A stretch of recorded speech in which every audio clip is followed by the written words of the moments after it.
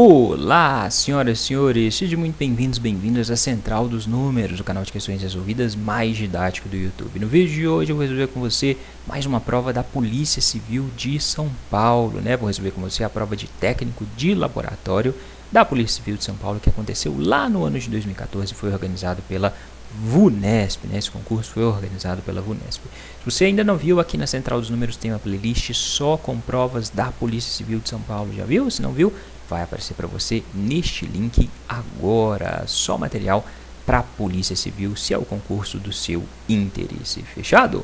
Vamos às questões? Você está pronto? Você está pronta? Vem comigo! Essa primeira questão é a questão de conjuntos. Para um seminário de artes marciais, inscreveram-se 500 pessoas. Do total de inscritos, 200 praticam karatê, 250 praticam kung fu e 300 praticam aikido. Todos os praticantes de kung fu também praticam uma das outras duas modalidades e nenhum dos inscritos pratica as três modalidades.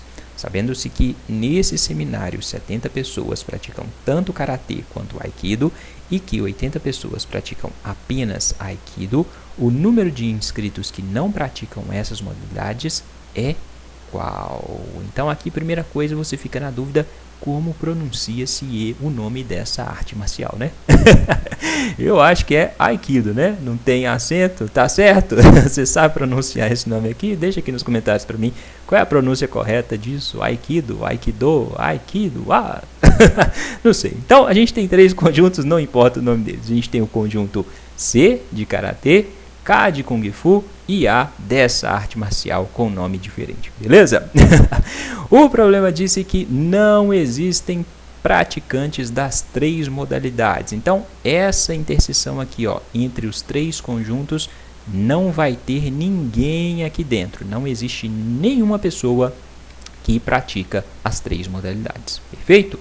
Porém, o problema diz que 70 pessoas praticam karatê e a arte A. Então, existe nessa interseção entre o conjunto azul e o conjunto vermelho, karatê e aikido, existem 70 pessoas, certo? E 80 pessoas praticam só aikido. Então, nessa região do conjunto A, onde não tem interseção com outros conjuntos, tem 80 pessoas.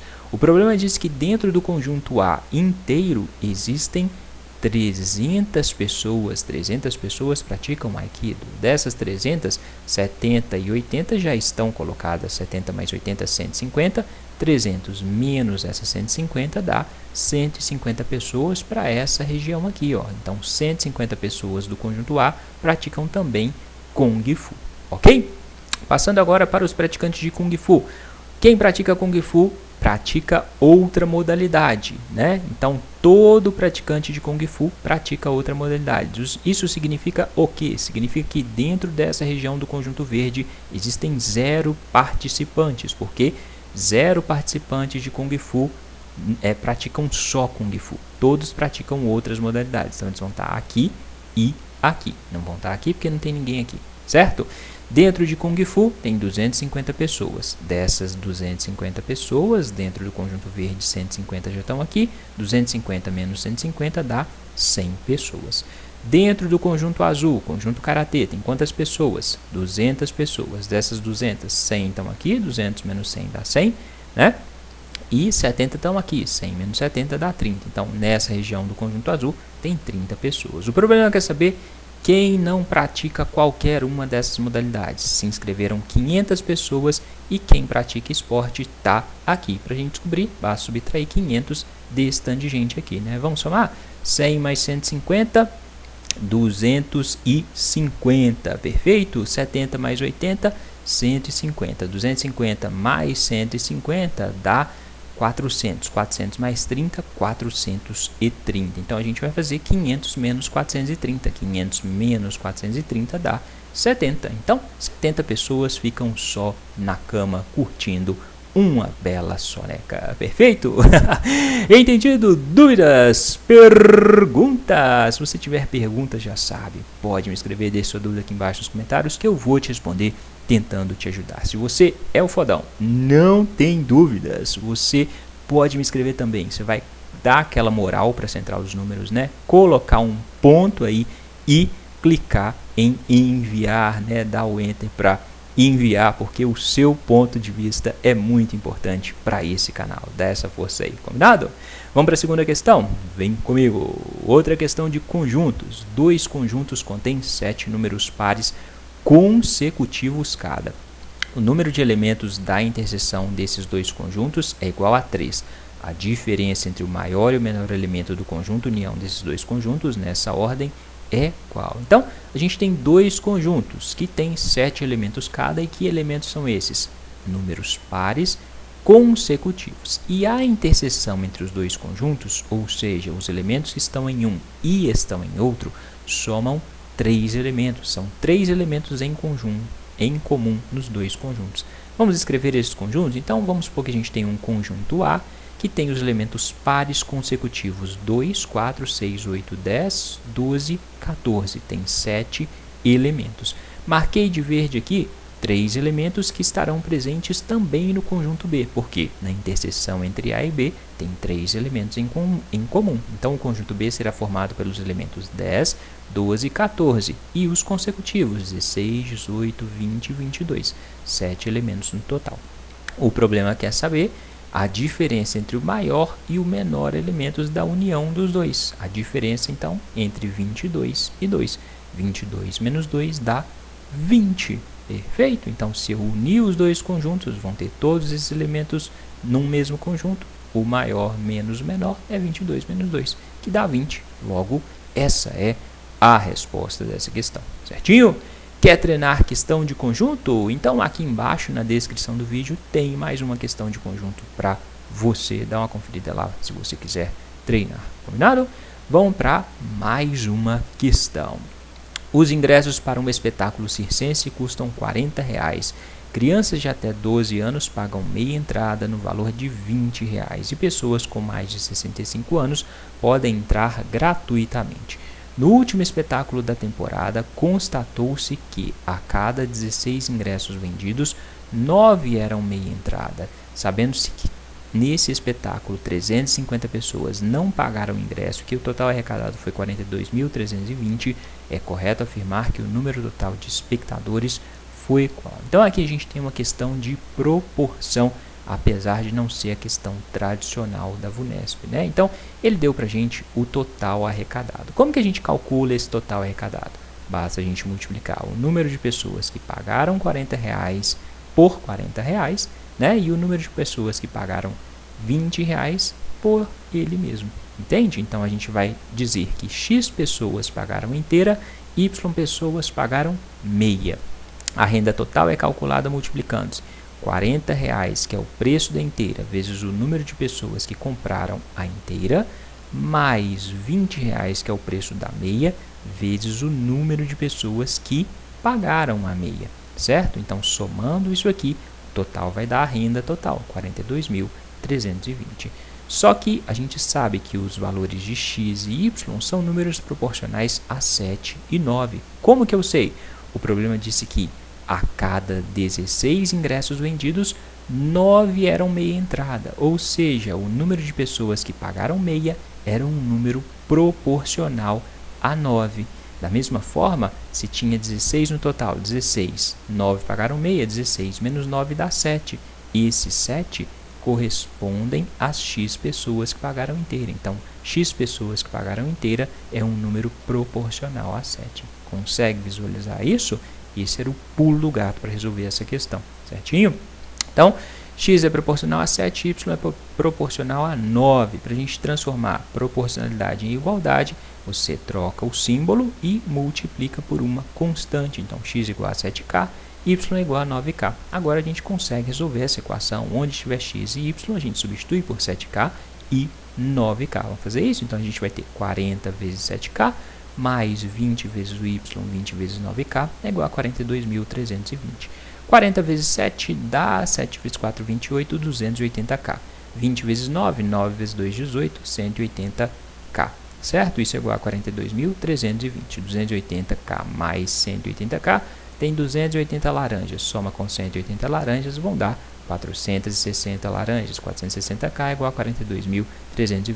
Pega esse 460 que está multiplicando, passa para cá dividindo, você vai ficar com 42.320 dividido por 460. Pode simplificar aqui para facilitar, ó, simplifica esse zero com esse zero, depois divide tudo por 2, né? Vai fazendo simplificações que a conta fica mais fácil depois. Fazendo divisão, você vai chegar em k igual a 92. Sabendo o valor de k, você consegue descobrir as pessoas que pagaram inteira, as pessoas que pagaram meia, né? Então, x pessoas pagaram inteiras, 7 vezes 92. Então, x igual a 7k, x igual a 7 vezes 92. 7 vezes 92 dá 644. Y igual a 9k, então y igual a 9 vezes 92. 9 vezes 92 dá 828. 350 pessoas, não poderia esquecer dos velhinhos, não pagaram ingresso, né? Então, o número total de espectadores vai ser 644 mais 828 mais as 350 pessoas que não pagaram ingresso. Somando esses três tipos de espectadores, a gente chega em 1822, né? Então, os ingressos vendidos somaram 1822 espectadores, né? Não os ingressos vendidos, né? As pessoas que estavam lá no espetáculo, certinho? Dúvidas, perguntas? Você quer ver mais questão de razão e proporção? Essa não é uma questão típica da VUNESP, né? Essa é uma questão com nível de dificuldade um pouco maior que as questões que a VUNESP geralmente cobra de razão e proporção. Aqui embaixo, na descrição do vídeo, tem outra questão de razão e proporção para você treinar. Combinado? Vamos para mais uma questão. Então, vem comigo. Breve lembrete para você deixar o like no vídeo. Um torneio de arco e flecha realizado ao longo de 35 semanas, com 2 disputas por semana para cada equipe. Até agora, das 40 disputas que participou, a equipe Arapiruma venceu 22. A equipe tem como meta nesse torneio vencer pelo menos 60% das disputas das quais participar. Para atingir seu objetivo, o número de vitórias que essa equipe ainda precisa conquistar no mínimo é igual a quanto? Uma questão tranquilinha de porcentagem, né? Quantos jogos a equipe vai fazer no total? Vai jogar 35 semanas, 2 vezes por semana. Então, ela vai jogar 70 partidas, né? 35 semanas vezes 2 jogos por semana, 2 vezes 35, 70 jogos por equipe. Ela quer vencer 60% desses 70 jogos, né? Então, você vai calcular quanto é 60% de 70. Macete de porcentagem. Veja essa aula aqui, nessa aula muito bacana, tem macetes para você. Vamos usar esses macetes aqui, ó. 50% de qualquer número é a metade do número. Metade de 70, 35. 10% de qualquer número anda com a vírgula uma casa para a esquerda. 10% de 70 dá 7. 50 mais 10, 60%. Logo, 60% de 70 é 35 mais 7. 35 mais 7 dá 42. Fizemos a porcentagem sem fazer conta. Mentira, a gente fez conta, mas são contas mais simples, né? Então, 60% a equipe quer vencer 42 jogos. Ela já venceu 22. Quantos faltam? 42 menos 22. 42 menos 22. Ela ainda precisa vencer 20 jogos. Por isso, essa é a resposta dessa questão. Certinho? Então, questão de porcentagem bem tranquilinha. Concorda? Vamos para mais uma questão, vem comigo. Para a construção de uma casa, 15 operários com a mesma capacidade de trabalho e a mesma jornada diária demorariam 12 dias. Nos primeiros 4 dias, apenas 5 operários trabalharam na construção da casa e nos 4 dias seguintes, 10 operários trabalharam. Para que a casa seja finalizada nos 12 dias previstos, o número de operários que devem trabalhar por dia nas mesmas condições iniciais nos últimos 4 dias deve ser igual a quanto? Então aqui a gente tem uma questão de produtividade. Sabe resolver esse tipo de questão? Pausa o vídeo, tenta resolver, né? Se você quiser treinar a questão de produtividade semelhante a essa, dá uma olhada aqui embaixo na descrição do vídeo que eu vou separar uma questão para você igual a essa, ok? Então, produtividade inicial. 15 operários vão trabalhar 12 dias para produzir uma casa. Escreve essa produtividade. Uma casa é igual a 15 operários vezes 12 dias de trabalho. 15 vezes 12 dá 180. Então, uma casa demanda 180 unidades de produtividade. Vamos colocar assim, ok? Só que isso aqui não vai acontecer dessa forma. Vai acontecer fracionado, né? Então, Como que vai ser a obra, na verdade, para produzir uma casa? Primeiro, 5 operários vão trabalhar 4 dias, então a produtividade deles vai ser 5 vezes 4, 5 operários vezes 4 dias. Depois, você vai somar a produtividade dos outros operários. Nos 4 dias seguintes, 10 operários trabalharam, então você vai colocar 10 operários vezes 4 dias. E nos últimos 4 dias, ele quer saber quantos operários devem trabalhar. Então você vai colocar, vai somar X operários trabalhando mais 4 dias. Essa produtividade aqui vai totalizar a produtividade de uma casa. E você sabe que a produtividade de uma casa se relaciona ao número 180. Então você vai igualar essa expressão a 180. Só isso. 5 vezes 4, 20. Mais 10 vezes 4, 40. Mais x vezes 4, 4x. 20 mais 40 mais 4x é igual à produtividade de uma casa, que é 180. 20 mais 40 dá 60. Esse 60 passa para cá como menos 60, 180 menos 60 dá 120, então 4x igual a 120, x vai ser 120 dividido por 4, que dá 30. Serão necessários 30 operários trabalhando 4 dias para terminar a casa no prazo previsto. Essa é a resposta dessa questão. Entendido? Dúvidas? Perguntas? Essa dica de questão de produtividade merece o seu like? Merece a inscrição aqui na Central dos Números? Merece, não merece? Então, dá essa força aí. Vamos para mais uma questão. Vem comigo. Em uma família, a cada 2 anos, uma criança nasceu, até um total de 11 irmãos. Ou seja, não tinha televisão na casa, né? Se a soma dos anos de nascimento desses irmãos é igual a 21.593, a soma dos algarismos do ano de nascimento do irmão mais velho é igual a quanto? Aqui a gente tem uma questão de progressão aritmética. Consegue visualizar? Então, olha só, o primeiro filho nasceu no ano X, certo? A gente não sabe que ano é esse e é o que a gente quer saber. A gente tem uma progressão aritmética porque os filhos foram nascendo de 2 em 2 anos. O segundo filho nasceu no ano X mais 2, o terceiro no ano X mais 4 e assim sucessivamente, né? Sendo o total de 11 filhos. Qual que é o primeiro termo dessa progressão aritmética? É o próprio X. Qual que é o último termo? O último termo é o termo que está na posição 11, né? É o 11º filho. Qual que é a fórmula do termo geral da progressão aritmética? O termo geral da progressão aritmética é calculado por AN, o termo que está na posição N, é igual a A1, ou seja, o primeiro termo, mais N menos 1, o número de termos menos 1, vezes a razão da nossa progressão. Então, a gente consegue calcular o termo que está na posição 11, o último filho. A11 é igual ao primeiro termo, que é x, mais o número de termos 11 menos 1, vezes a razão da nossa progressão, que é 2.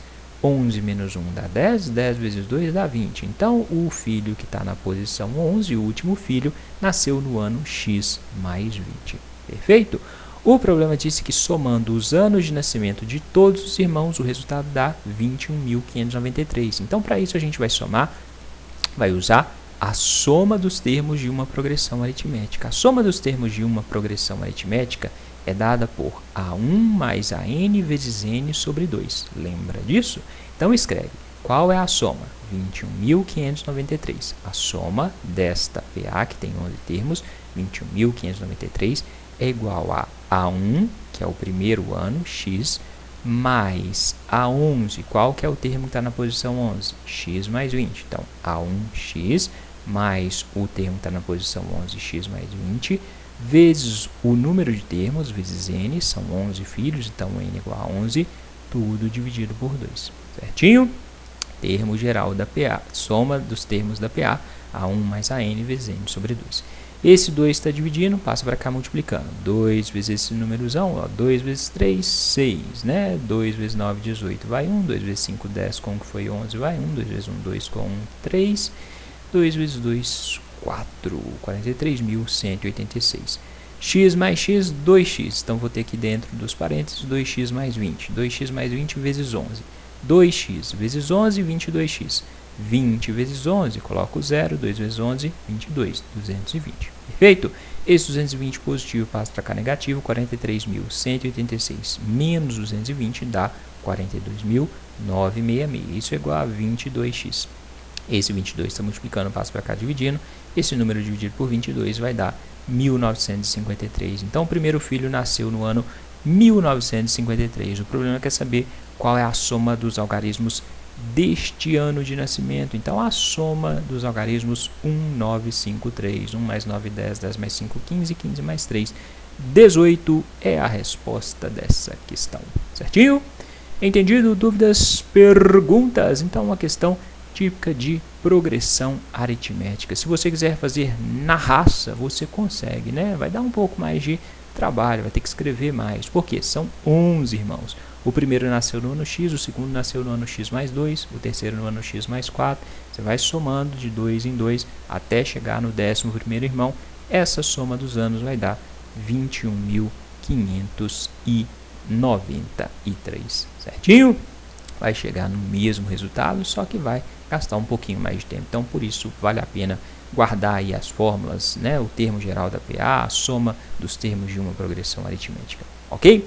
Vamos para mais uma questão. Vem comigo. Questão de função. Considere as funções f e g dadas por f de x igual a x ao quadrado mais bx mais 12 e g de x igual a x mais 8. Sabe-se que os gráficos dessas funções se intersectam nos pontos de abscissa 2 e menos 2. Ou seja, a reta encontra com a parábola neste ponto aqui em que x vale menos 2, neste ponto aqui em que x vale 2.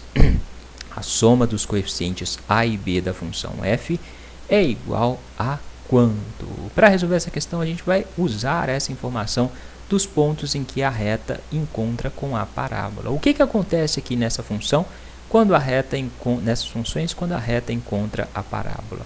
Neste ponto, as duas funções são iguais. Os valores de x e y nesse ponto são iguais para a reta e a parábola. Concorda? Então, a gente vai fazer isso ser igual. Então, a gente sabe que as funções são iguais quando x é igual a 2 e x é menos 2. Se o x for igual a 2, as duas funções serão iguais. Então, a gente vai igualar essa função com essa função quando x é igual a 2. Beleza? Onde tiver x, você vai substituir por 2. A vezes x ao quadrado, a vezes 2 ao quadrado, mais b vezes x, b vezes 2, mais 12, que é a função da parábola, é igual à função da reta, x mais 8, 2 mais 8. Certinho? 2 ao quadrado, 4, 4a, 2 vezes b, 2b, 12 positivo passa para cá negativo, 2 mais 8, 10, 10 menos 12 dá menos 2. Então, 4a mais 2b é igual a menos 2. Mesmo raciocínio para o x igual a menos 2. Então, substitui o x por menos 2. a vezes menos 2 ao quadrado, mais b vezes menos 2 mais 12 é igual a x mais 8, menos 2 mais 8.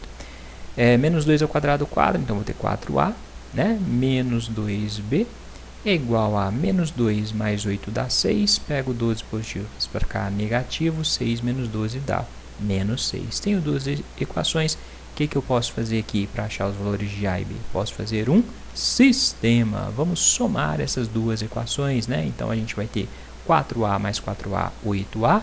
2b mais menos 2b é igual a 2b menos 2b, é 0.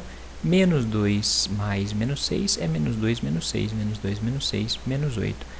8a é igual a menos 8, então o 8 está multiplicando, passa para cá dividindo. Menos 8 dividido por 8 dá menos 1. A vale menos 1. Se eu sei o valor de A, consigo calcular o valor de B. Basta substituir o A por menos 1.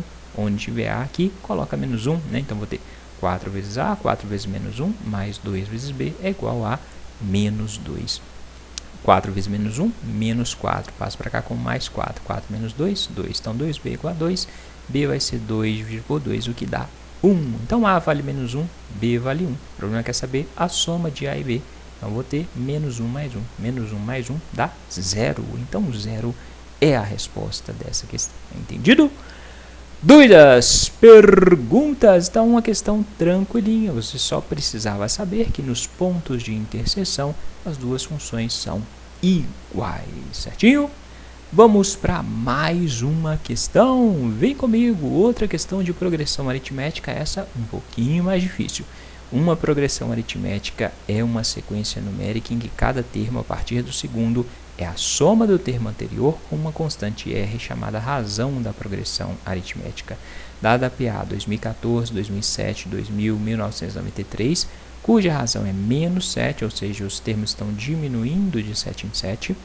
Seu menor termo positivo vale quanto? Então, ela quer saber qual é o último termo positivo dessa progressão aritmética que tem razão igual a menos 7. Para a gente descobrir, a gente vai usar a fórmula do termo geral da PA, né? Então, a gente já viu que AN é igual a A1 mais N menos 1 vezes R. A gente quer achar o termo que está na posição N, que é o último termo, para N igual a um determinado valor, certinho?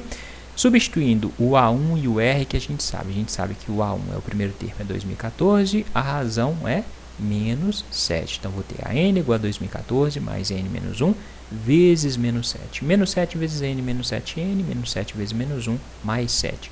2014 mais 7 dá 2021. Então, a N é igual a 2021 menos 7N. O problema aqui é o menor termo positivo. O que é o menor termo positivo? É um termo maior que zero. É o menor termo que é maior que zero. Então, a N tem que ser um valor maior que zero. Quando esta subtração aqui vai dar um número maior que zero? Esta subtração vai fornecer um resultado maior que zero quando este valor aqui for menor que 2021, concorda?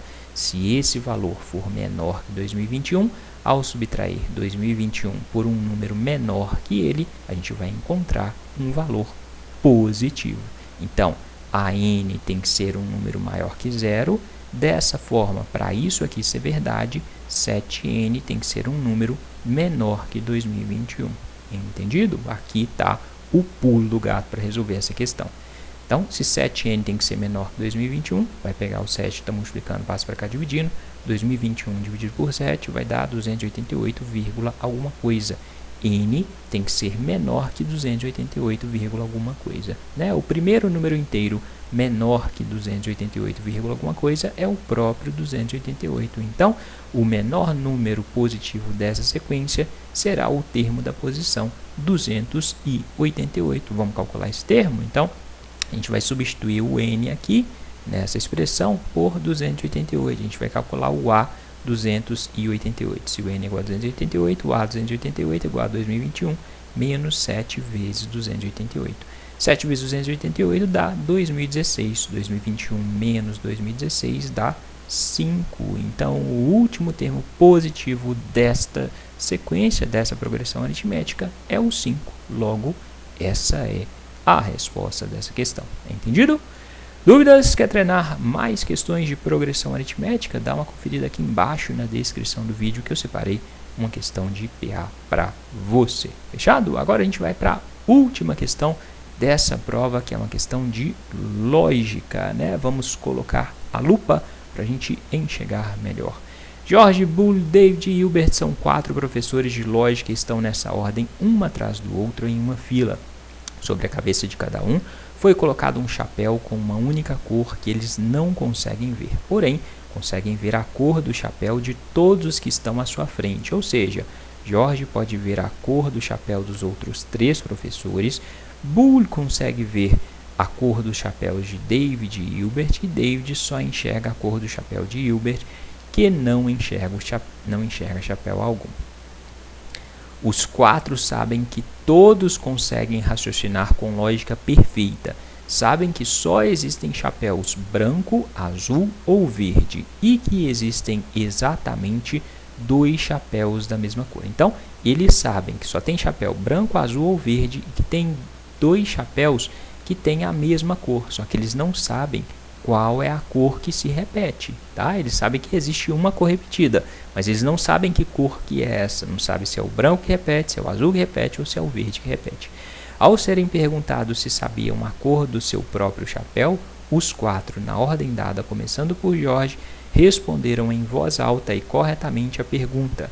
Sabendo-se que George respondeu branco e que Bull respondeu azul, pode-se concluir corretamente que estão usando o chapéu de mesma cor. Quem? Então, tem lá a fila, o George, o Bull, o David e o Hilbert.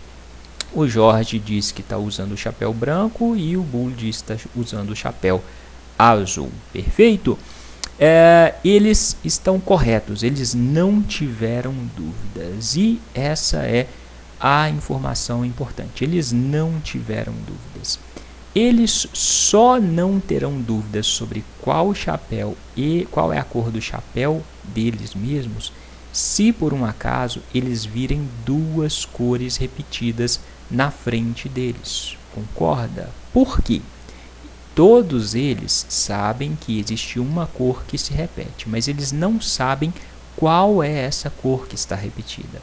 Se eles não sabem qual é essa cor que está sendo repetida, para eles terem certeza de que cor é o chapéu deles, eles não podem estar com uma cor repetida. Entende? Logo, para terem certeza da própria cor, eles necessariamente precisam ver duas cores repetidas à frente deles. Caso eles não vejam duas cores repetidas, eles vão ficar em dúvida em relação à própria cor, né? Se eles não virem as cores repetidas na frente deles, eles vão ficar em dúvida. Por quê? Porque eles vão estar com um chapéu de cor repetida e eles não sabem qual é a cor que está repetida. Beleza? Então, necessariamente eles precisam ver duas cores repetidas à frente deles. Por isso, eles conseguiram definir as cores. Então, vamos usar esse raciocínio. O Jorge foi o primeiro, falou que está com a cor branca. Por que ele sabia que estava com a cor branca? Ele sabia que estava com a cor branca porque ele viu na frente dele o B com a cor azul e necessariamente viu cores repetidas aqui na frente, sendo azul, azul ou verde, né? Para ele saber que ele estava com a branca, ele não estava com uma cor repetida, então ele viu ou azul ou verde repetido aqui no D e no H. Então, quais eram as possibilidades que ele viu? Ele pode ter visto D com azul e H com verde, pode ter visto verde e azul, pode ter visto verde, verde, né? Então, a gente tem chapéus de três cores, branco, azul, verde, sendo que ele viu chapéus com cores repetidas. Ou ele viu essa sequência, ele viu A, verde, estaria repetindo o azul, ou ele viu A, viu azul repetida, ou ele viu A, V, certinho? Então, Jorge viu isso. O Bull viu o que? Necessariamente ele viu duas cores repetidas. E ele já tinha ouvido o Jorge falar que estava com branco, né? Ele ouviu o Jorge falar que está com branco e viu duas cores repetidas. Para ele ter visto duas cores repetidas, olhando essas três possibilidades aqui, ele só pode ter visto verde, verde. Por quê? Se ele não sabia qual era a cor do chapéu dele inicialmente, ele não pode ter visto azul e verde, porque azul e verde não são cores repetidas, verde e azul não são cores repetidas, a única sequência repetida aqui, verde, verde. Então, ele viu verde e verde, sabendo assim que ele estava com a cor azul, visto que o Jorge já tinha falado que estava com a cor branca, beleza? Então, quem está com as cores repetidas? O D e o H, o David e o Hilbert. Por isso, essa é a resposta dessa questão, simples assim, uma questão de lógica bem direta, né? É uma questão diferente aí de lógica. Geralmente os concursos pedem outros conteúdos relacionados à lógica, né? Aqui foi um raciocínio bem direto mesmo de lógica. Consegue entender isso? Então, para ter certeza da própria cor, eles necessariamente precisavam ver duas cores repetidas. Se o Jorge já delimitou essas três possibilidades, o Bull trabalharia dentro dessas três possibilidades. Então, a única opção que sobra é verde, verde, né? Porque aqui não estaria repetido para o Bull. Certinho? É isso, pessoal. Essas eram as questões de hoje. Se você quiser aprender mais, dá uma conferida nesses links que eu separei para você. E, claro, se inscreva aqui na Central dos Números se você ainda não está inscrito ou inscrita para fazer parte dessa comunidade que não para de crescer. No mais, deixa o joinha no vídeo, compartilhe esse vídeo nas redes sociais e bons estudos. Até a próxima!